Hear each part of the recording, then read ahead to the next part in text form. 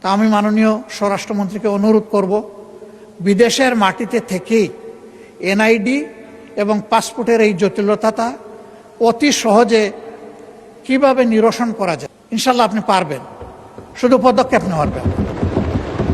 আমরা আপনার জন্য দোয়া করব আপনি যাতে পারেন। আর লাশগুলা হয়ে যাওয়ার পরে আমি আল্লাহর নামে দুহাই দিয়ে বলবো, একদিনের জন্য যেন সেই লাশ নিয়ে কোনো টানা হেঁচড়া না হয়। আমরা বেঁচে থাকলে, এই দেশ বেঁচে থাকলে সসম্মানে আমাদের কাঁধের উপর করে যেন সেই লাশগুলা দেশে নিয়ে আসা হয়। আমি রিমিটেন্স বাড়ার উদ্দেশ্যে বলছি না, আমি বলছি মানবতাকে সম্মান করার উদ্দেশ্যে আমরা এই কাজগুলা করলে আমি বিশ্বাস করি এই রিমিটেন্স দ্বিগুণ তিগুণ বেড়ে যাবে ইনশাআল্লাহ। দেশ এবং জাতি বেনিফিটেড হবে, তারা বেনিফিটেড হবে, সম্মানিত বোধ করবে। আমরা যেহেতু তাদেরকে যোদ্ধা বলছি, আমরা যেন মেহরবানি করে তাদেরকে বীরের সম্মানটুকু দিই। আমার যোদ্ধা আমার বীর, কাজেই তারা যেন বীরের সম্মান পায়। সেইটা কিভাবে পাবে, সরকার এটা ফর্মুলেট করুক। আমাদের কোনো সহযোগিতা চাইলে আমরা হোল হার্টেডলি করব। আজকের এই আলোচনাটা আমাদের কোনো বিতর্ক ছিল না, এই আলোচনা ছিল আমাদের হৃদয়ের কিছু আকুতি। আমি বিশ্বাস করি সবাই সেই জায়গা থেকেই কথা বলেছেন।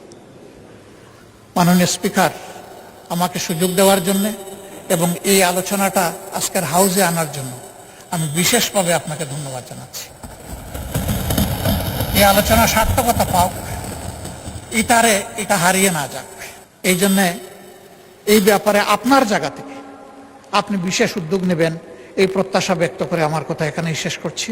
আল্লাহ হাফিজ, বাংলাদেশ জিন্দাবাদ। আসসালামু আলাইকুম।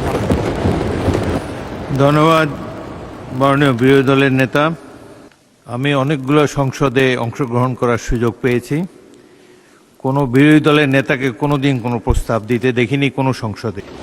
এই প্রস্তাবটি জনকল্যাণের জন্য আপনি দিয়েছেন, সেই জন্য আপনাকে ধন্যবাদ জানাই। আসসালামু আলাইকুম রহমতুল্লাহ। সুপ্রিয় দর্শক, প্রবাসীদের নিয়ে আলোচনা করার জন্য সংসদে নোটিশ দিয়ে প্রবাসীদের নিয়ে সংসদে আলোচনা করে প্রশংসায় ভাসছেন বিরোধী দলীয় নেতা ও আমিরে জামাত ডাক্তার শফিকুর রহমান। শুধু প্রবাসীরাই প্রশংসা করছেন না, স্বয়ং মাননীয় স্পিকার পর্যন্ত আমিরে জামাতের প্রশংসা করেছেন যে সংসদের ইতিহাসে বিরোধী দলীয় কোনো নেতা যে প্রবাসীদের নিয়ে সংসদে আলোচনা করবেন এইরকম নজির নেই। কোনো বিরোধী দলের নেতাকে কোনোদিন কোনো প্রস্তাব দিতে দেখিনি কোনো সংসদে। এই প্রস্তাবটি জনকল্যাণের জন্য আপনি দিয়েছেন, সেই জন্য আপনাকে ধন্যবাদ জানাই। সুপ্রিয় দর্শক, আপনারা জানেন যে গত যে অধিবেশনটা হয়েছে সেটা কিন্তু ইসলামী ব্যাংকের উপর অধিবেশনটা হয়েছে। আমিরে জামাত তিনি নোটিশ দিয়ে চিন্তা করেছিলেন যে ইসলামী ব্যাংকের একটা স্থায়ী সমাধান করব সংসদে, কিন্তু সেটা হয়নি। কারণ বিএনপি ইচ্ছে করেই তারা ইসলামী ব্যাংকে যেভাবে হোক গ্রাস করবে, এই কারণে তারা লেগেছে ইসলামী ব্যাংকের পিছনে। এস আলমের লোকদের এনে বসাইছে। বিএনপির ভিতর তো কোনো যোগ্য লোক নেই যে ব্যাংক চালানোর মতো, একজন চেয়ারম্যান হওয়ার মতো বিএনপির নেতাকর্মীদের মধ্যে কেউ নেই। এই কারণে এস আলমের লোককে তারা ধার করে এনে বসিয়ে দিয়েছে। তো জামাতে ইসলামী এখন স্বাধীন দেশ, 5 আগস্ট পরবর্তী দেশ, এখন এসে এস আলমেরা আবার ইসলামী ব্যাংক দখল করবে, গ্রাস করবে, সেটা তো জামাতে ইসলামী বসে থাকবে না। গ্রাহক ফর্মেরা রাস্তায় নেমে গেছে। এই কারণে জামাতে ইসলামের আমির মনে করেছিল যে এটার স্থায়ী সমাধান করব সংসদে। প্রস্তাবনা দিয়ে কোনো লাভ হয়নি, কারণ তারা এই ব্যাংক খাওয়ার চিন্তা ভাবনা করেছে। তো ব্যাংক খেতে পারবে না। একদিকে আন্দোলন চলতেছে, একদিকে সংসদে আলোচনা হচ্ছে, অপরদিকে আবার ব্যাংকের গ্রাহকেরা কোটি কোটি টাকা তাদের আমানত ধীরে ধীরে তুলে নিচ্ছে। আপনারা ইতিমধ্যে সবগুলো দেখেছেন। তো পরবর্তী অধিবেশন আমিরে জামাত ডাক্তার শফিকুর রহমান নোটিশ দিয়ে প্রবাসীদের নিয়ে আলোচনা করেছেন। এই কারণে আমিরে জামাতের প্রশংসা করতেছে অনেকে, মানে বিশেষ করে প্রবাসীরা প্রশংসা করতেছে যে আমাদের তো কেউ গুনেই না, আমরা এত কষ্ট করে বিদেশে এসে আমরা দেশের জন্য টাকা পাঠাই, আমাদের কেউ দেখে না। যেটা করার কথা ছিল সরকারের দলের, কিন্তু সেটা আমিরে জামাত করলো। তো দর্শক, প্রবাসীদের নিয়ে এই প্রস্তাবনায় আমিরে জামাত কি বক্তব্য দিয়েছে সেই ভিডিওটাই এখন আপনাদের দেখাবো। আপনাদের প্রতি অনুরোধ হলো আপনারা পুরো ভিডিওটা দেখে যাবেন। তো চলুন আমরা ভিডিওটা দেখে আসি। ধন্যবাদ মাননীয় স্পিকার, এই বিষয়টা আমলে নিয়ে হাউজে আলোচনার সুযোগ দেওয়ার জন্য আমি আরেকবার আপনাকে আন্তরিক অভিনন্দন জানাচ্ছি। এ পর্যন্ত যে কয়জন মাননীয় সংসদ সদস্য কথা বলেছেন তারা আমাদের সকলের প্রাণের কথাগুলোই বলেছেন। এই জন্য আমি তাদের সকলকে আন্তরিকভাবে ধন্যবাদ জানাচ্ছি। বিশেষ করে মনিরুল হক চৌধুরী সাহেব যারা বক্তব্য রেখেছেন তাদের সবার মধ্যে উনি বয়োজ্যেষ্ঠ, কিন্তু উনার কথার মধ্যে গরম এবং নরম প্রচুর রস ছিল। তিনি তার রসের মধ্যে আলোচনাটাকে হারিয়ে ফেলেননি, বরঞ্চ রস দিয়ে ফুটিয়ে তুলেছেন। এটা তার আর্ট, এই জন্য তাকে বিশেষভাবে আমি ধন্যবাদ জানাচ্ছি। আমরা সবসময় বলে থাকি যে পজিশন অপোজিশন মিলেই তো হাউস পূর্ণ হবে, আর এই হাউসের প্রতি সারা দেশবাসীর প্রত্যাশা। আমরা আজকে যাদের কথা বলছি তারা আমাদের কারো না কারো ভাই, কারো পিতা, কারো সন্তান, কারো আপন আত্মার আত্মীয়। তাদের কান্নাগুলা সব আমাদের সামনে আসে না, এমনকি তাদের পরিবারের সদস্যদের সামনেও আসে। প্রবাসীরা দুই ভাগে বিভক্ত। একটা অংশ যারা কার্যত রুজি রোজগারের জন্যই পা বাড়ান, এই পর্যায়ে এশিয়ার প্রায় সবগুলা দেশই পড়ে, সেখানে তাদের নাগরিকত্ব পাওয়ার সম্ভাবনা খুবই ক্ষীণ। অল্প কিছু সংখ্যক ভাগ্যবান মানুষ যারা ইনভেস্টর ক্যাটাগরিতে হিউজ পরিমাণ ইনভেস্ট করে সেখানে তারা একটা স্ট্যাটাস পান, কিন্তু তা হাজারেও একজন হবে না, এ সংখ্যা আরো কম। বাকি সকল আমরা তাদেরকে শ্রমিক বলি, আমি শ্রমিক বলতে নারাজ। তারা সবাই শ্রমিকও নন আসলে। এর মাঝে বিভিন্ন দেশের গুরুত্বপূর্ণ জায়গায় কর্মকর্তা হিসাবে অনেকে দায়িত্ব পালন করেন। আমি এই শব্দটার পরিবর্তন চাই, তাদের জন্য সম্মানজনক কোনো শব্দ ব্যবহার করা। এক শব্দে সবাই অ্যাকোমোডেট হবেন। আমরা খুবই আনন্দিত আমাদের এই হাউসে বাংলা, উর্দু, ফার্সি কবিরাও আছেন। তারা যদি এরকম কোনো ভালো শব্দ নিয়ে আসেন যেটা অন্তত তাদেরকে মানসিকভাবে কিছু সান্ত্বনা দেবে যে দেশ তাদেরকে ভালোবাসা এবং শ্রদ্ধার জায়গা থেকে দেখে, তো আমি অনুরোধ করব এই শ্রমিক এবং রপ্তানি, এই দুইটা শব্দ পণ্য রপ্তানি হয়, মানুষ রপ্তানি না হোক। এটাকে একটা সম্মানজনক জায়গায় আমরা নিয়ে যাই। মাননীয় স্পিকার, যারা বিশেষ করে পশ্চিমের দেশগুলোতে যাচ্ছেন তারা সাধারণত ফিরে আসার নিয়তে যান না, তারা যান সেখানে থেকে যাওয়ার নিয়তে। এর মধ্যে দুইটা ক্লাস, একটা স্রেফ ভাগ্য অন্বেষণে, আর একটা তারা জ্ঞানের অন্বেষণে। জ্ঞানের অন্বেষণে কারা যায়? দুই ধরনের মানুষ, যাদের ফিনান্সিয়াল এবিলিটি আছে পিতামাতার, তাদের সন্তানরা যায় নিজ দায়িত্বে নিজ খরচে। আর যাদেরকে আল্লাহ তাআলা চমৎকার মেধা দিয়েছেন, মা বাপ গরিব, তারা যায় ফুলব্রাইট বা কোনো ধরনের স্কলারশিপ। এই দুই শ্রেণী আমাদের অ্যাসেট। তারা সেখানে শিক্ষা নেওয়ার পরে ওই সংশ্লিষ্ট দেশগুলোতে সার্ভিস দিচ্ছেন। ইতিমধ্যে শুনেছেন বিমানে যে ওয়াইফাই সংযুক্ত হয়েছে, এর মেইন কারিগর ব্যক্তিটি কিন্তু বাংলাদেশের। তার টিমে 13 জন ছিল, সেই লিড করেছে টিমকে। 4G থেকে 5G-তে নেওয়ার ফার্স্ট স্টেপটা যিনি নিয়েছেন তিনিও একজন বাংলাদেশী। অবশ্য এখন তিনি বাংলাদেশের একটা বিশেষ জায়গায় সার্ভিস দিচ্ছেন। এই ধরনের মণিমুক্তাগুলো দেশ থেকে চলে গেল, আমরা দেশকে সাজাবো কি দিয়ে? এই জন্য আমি ফিল করি আমাদের ফিনান্সিয়াল রিমিটেন্স তো অবশ্যই লাগবে দেশের অর্থনীতির চাকা চালু রাখার জন্য, কিন্তু তার চাইতে কম ইম্পর্টেন্স নয়, আমাদের এখন প্রয়োজন ইন্টেলেকচুয়াল রিমিটেন্স। দুনিয়ার বিভিন্ন উদীয়মান শক্তি এবং দেশ তাদের তরুণ যুবক যুবতীদেরকে ইনসেন্টিভাইজ করেছে, তাদেরকে মূল্যায়ন করেছে, সসম্মানে তাদেরকে দেশে ফিরিয়ে এনেছে। উদাহরণস্বরূপ বলতে পারি পাশের দেশ ভারত। একসময় তাদের দেশে সেই রকম স্কিল হ্যান্ড কোনো কার্ডিয়াক সার্জন ছিল না, তারা দেবী শেঠিকে, তাদের মুক্তাকে তাদের দেশে ফিরিয়ে এনেছে এবং তাকে বলেছে তুমি কি চাও? সে বলেছে আমি টাকা পয়সা চাই না, আমি একটু সম্মান চাই, আর আমার কাজের জন্য আমি একটা কমফোর্ট জোন চাই। বিদেশে যাদের সাথে কথা হয়েছে আমাদের সেই মণিমুক্তাগুলো একই কথা বলে যে আমরা একটু সম্মান চাই এবং একটা কমফোর্ট জোন চাই, যাতে কোনো ধরনের অযাচিত হস্তক্ষেপ ছাড়া আমি আমার মেধার স্ফুরণ এবং বিকাশ ঘটাতে পারি। আমি মাননীয় প্রধানমন্ত্রী থাকলে খুবই প্রীত হতাম, ভালো লাগতো, কথাগুলা সরাসরি তিনি শুনতেন। নিশ্চয়ই কেউ না কেউ তাকে এগুলা কনভে করবেন বলে আমি আশা করি। আমি অনুরোধ করব যে তিনি এই বিষয়টার প্রতি অবশ্যই গুরুত্ব দেন। আমাদের ফিনান্সিয়াল রিমিটেন্সের পাশাপাশি তিনি যেন ইন্টেলেকচুয়াল রিমিটেন্সটাকে গুরুত্ব দেন। তাহলে সমাজের বহু জায়গায় আমরা নূতনত্ব খুঁজে পাব এবং তাদের মেধা এই জাতিকে সকলের সাথে একত্রিত হয়ে সামনে এগিয়ে নেবে। আমি এটা বলছি না যে তারা না হলে আমাদের দেশ চলবে না, তবে আমি এটা জোর দিয়েই বলছি তারা হলে এই দেশটা আরো ভালো চলবে। আরো যেখানে ভালো চলবে সেখানে আমরা কেন তাদেরকে উপেক্ষা করব? এই লোকদের আরো কিছু বঞ্চনা আছে। তারা সাধারণত মারা গেলে এদেশে এখন আর ফিরে আসে না। এক সময় 2 দিন, 5 দিন, 7 দিন, 13 দিন, 15 দিন পরে তাদের লাশ ফেরত আসত। এখন সবাই বুঝেছে যে এই কাজটা সঠিক নয়, বরঞ্চ তাদের ফ্যামিলি নিয়ে যে দেশে তারা থাকেন এখন তারা চেষ্টা করেন লাশটা যেন ওখানেই দাফন হয়েছে।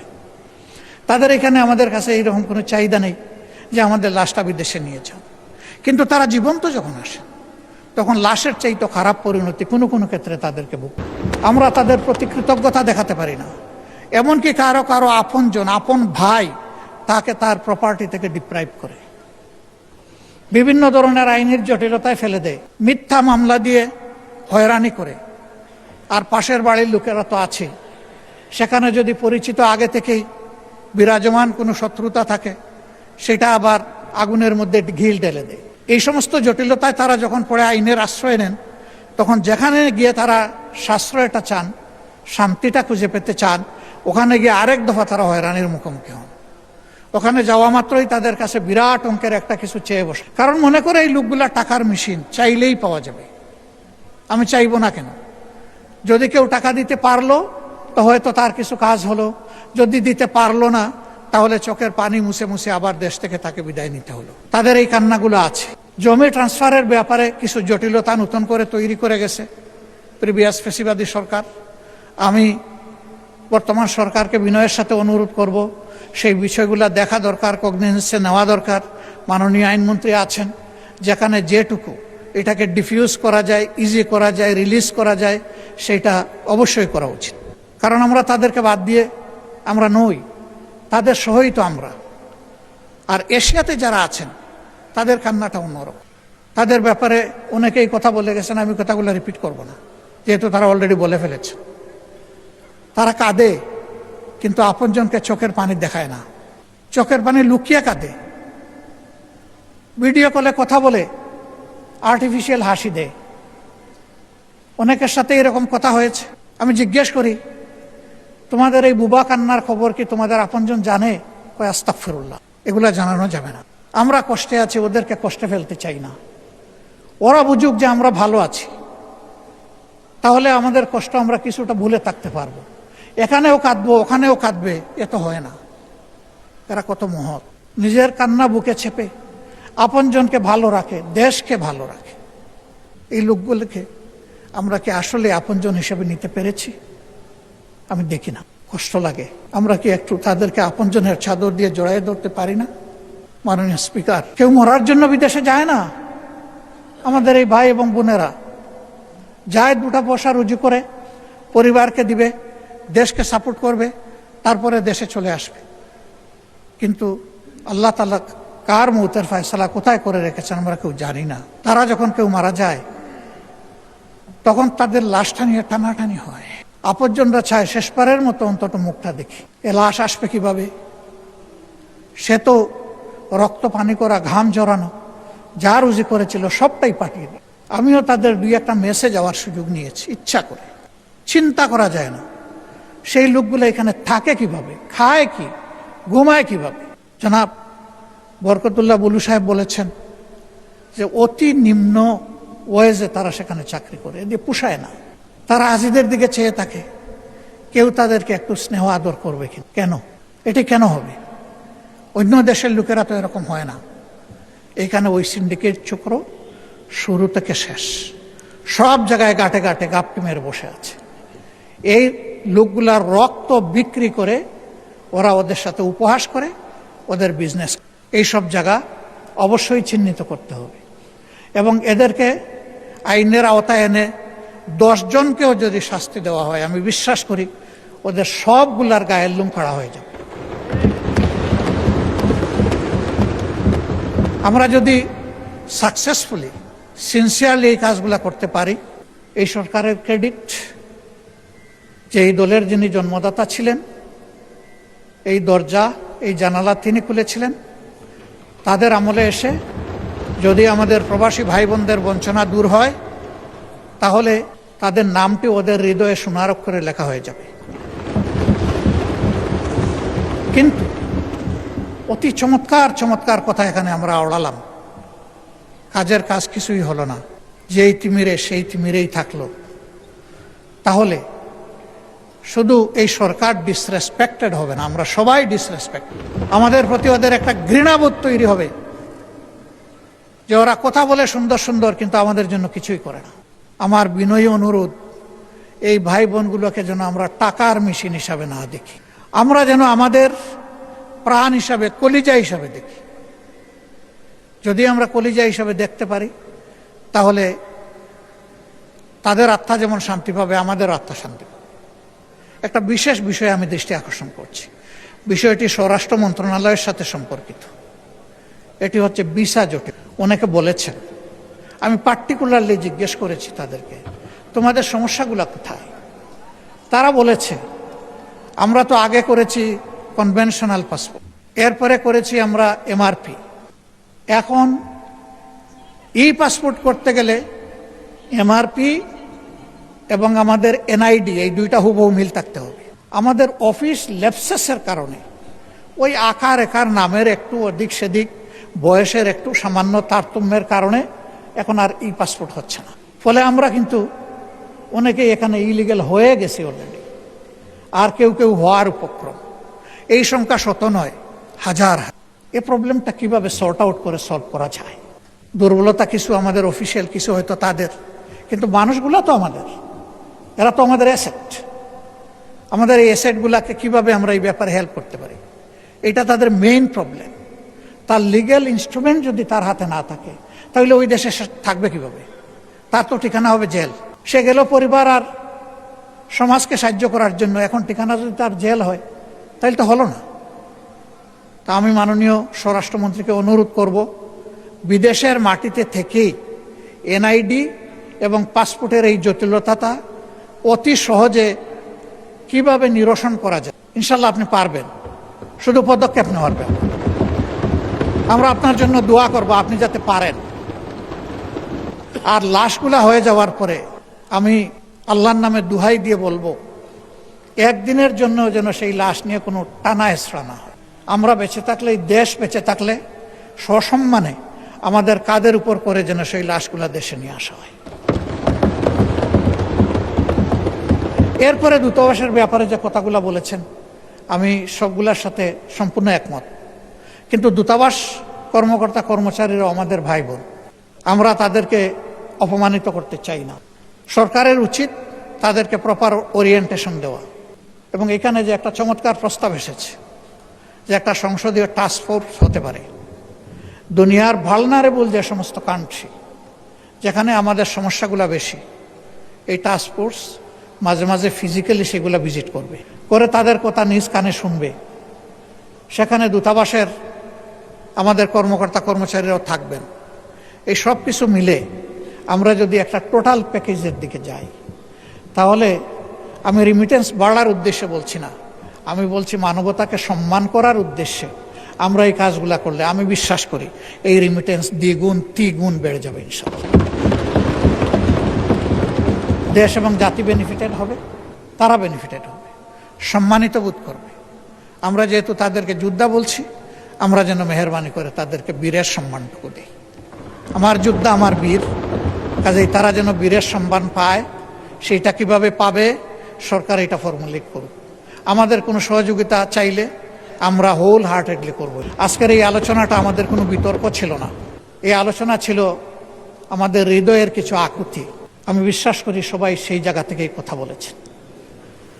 মাননীয় স্পিকার আমাকে সুযোগ দেওয়ার জন্যে এবং এই আলোচনাটা আজকের হাউসে আনার জন্য আমি বিশেষভাবে আপনাকে ধন্যবাদ জানাচ্ছি। এই আলোচনা সার্থকতা পাও, এটা হারিয়ে না যাক। এই জন্যে এই ব্যাপারে আপনার জায়গা থেকে আপনি বিশেষ উদ্যোগ নেবেন, এই প্রত্যাশা ব্যক্ত করে আমার কথা এখানেই শেষ করছি। আল্লাহ হাফিজ। বাংলাদেশ জিন্দাবাদ। আসসালামু আলাইকুম ওয়া রাহমাতুল্লাহ। ধন্যবাদ মাননীয় বিরোধী দলের নেতা। আমি অনেকগুলো সংসদে অংশগ্রহণ করার সুযোগ পেয়েছি। কোনো বিরোধী দলের নেতাকে কোনোদিন কোনো প্রস্তাব দিতে দেখিনি কোনো সংসদে। এই প্রস্তাবটি জনকল্যাণের জন্য আপনি দিয়েছেন, সেই জন্য আপনাকে ধন্যবাদ জানাই। সুপ্রিয় দর্শক, আপনারা আমিরে জামাতের ভিডিও সহ পুরো ভিডিওটা দেখলেন। তো আজকের এই ভিডিও সম্পর্কে আপনাদের কোনো মতামত থাকলে তা অবশ্যই কমেন্ট করে জানিয়ে দেবেন। ভিডিওটা ভালো লাগলে শেয়ার করবেন। সকলকে ধন্যবাদ। আসসালামু আলাইকুম ওয়া রাহমাতুল্লাহ।